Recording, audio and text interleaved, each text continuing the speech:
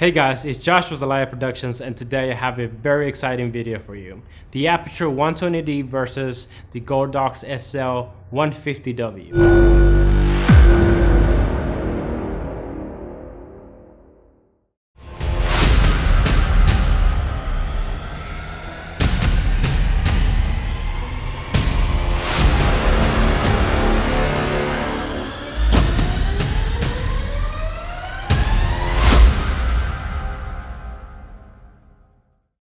Now, the Aputure 120d has been such a workhorse light in my business, and a couple of weeks ago my friend and filmmaker Manuel reached out to me and said, hey man, I just found out this light, the Godox light, that outperforms the 120d and is a lot less pricey. So the Aputure 120d comes out at $649, while the Godox comes out at $249. To better compare these two lights, I have different categories that are very important to my personal use. So I came with a point system to showcase the pros and cons of these lights. So one of the important things for me is going to be weight, because sometimes I put these lights in different rigs where I don't want the light to be too heavy because I don't want to be thinking too much about sandbags. The Aputure 120d comes at 3.5 pounds, 1.6 kilograms, and the Godox comes at 5.27 pounds and 2.39 kilograms. So the Aputure 120d comes in lighter, so we're going to give the point to Aputure. So both of these lights are Bowen S-type mount. This is very important for me because I have different reflectors and modifiers that are Bowen mount. Now, one of the things that I have noticed on the Aputure 120d is when I put a modifier in it, it's actually a little bit flimsy and noisy. So in scenarios where I need the light to follow my subject, that may cut into my audio. So at that point, I would have to give it to the Godox. So portability is very important to me. Sometimes I need this light to work in outdoor situations. So it's very nice to know the Aputure 120d comes with a V-mount plate.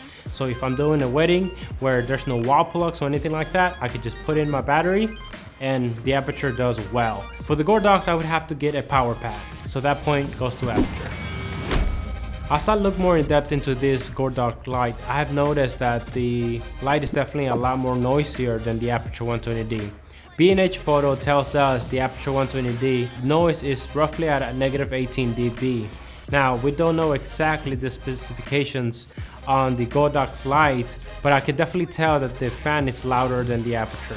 Different situation where I'm doing maybe a corporate video where someone is just talking to the camera like this, I definitely want the fan to be as quiet as possible because I don't want to put the extra amount of hours just to do some sound editing on post.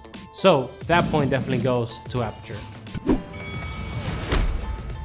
Now I also use the Aputure 120d on weddings, which has been amazing, but the cable management is definitely a downfall for the Aputure 120d. It has roughly between 3 to 4 cables that I have to plug in, and when on a wedding you're running and gunning, a lot of the times the less cables is the better. The Godox only has one, so I'm definitely going to give that point to the Godox. So besides weddings, I also will be using these lights on commercial videos. So color accuracy is very important to me because I want to keep the skin tones true to the eye. The Aputure 120d comes at 96 CRI and the Godox comes at 93 CRI. That's not much of a difference for me, but I definitely will give this point to the Aputure. So besides color accuracy, color temperature is very important to me. And now I do understand that you could just gel lights and change the color temperature, but it's very important for me just to put on the lights and kind of match the dead light. Now the Aputure 120d comes at 6000 Kelvin and the Godox comes at 5600 Kelvin. Now the Aputure 120d has a little bit more of a blue tone compared to the daylight at 5500 Kelvin, so the Godox comes a lot closer. So I definitely will give the point to the Godox. Now the unique thing that I see the Aputure did is they gave you a carrying case. This is really cool because it doesn't only protect your light, but it makes it very portable when you're on the go. The Godox does not, it just comes with its box.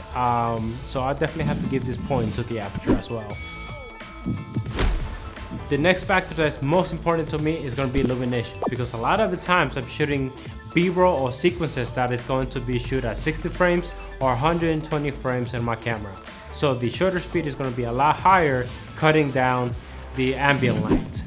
The Aputure 120D comes at 306 foot candles or 3300 lux, and that was measured at 1 meter.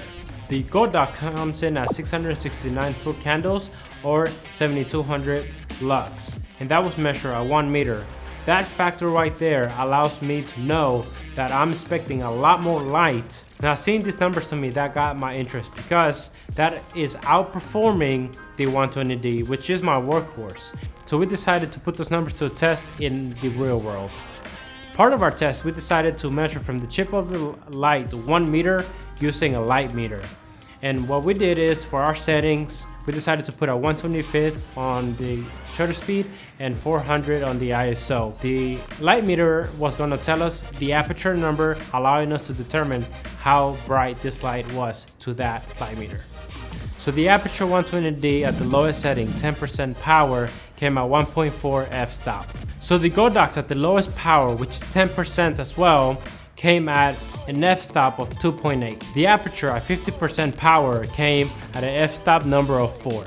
The Godox at 50% power came of an f-stop number of 5.6. The Aputure at full power came at f-stop of 5.6. Now, the Godox at full power came of an f-stop of 8. So based on our small test, we can definitely see that Godox is a little bit brighter. So the point definitely goes to Godox. Alright guys, hopefully some of these factors can help you guys out to decide which light works best for you. For me, the Aputure 120D is definitely going to be my workhorse, but I'm definitely going to add some Godox lights to my arsenal. Now, $649 to $250, is that a big difference for you? For me, I think it definitely is. Alright guys, if this video was helpful to you, give it a like, share it. Thanks so much for watching and stay tuned for more.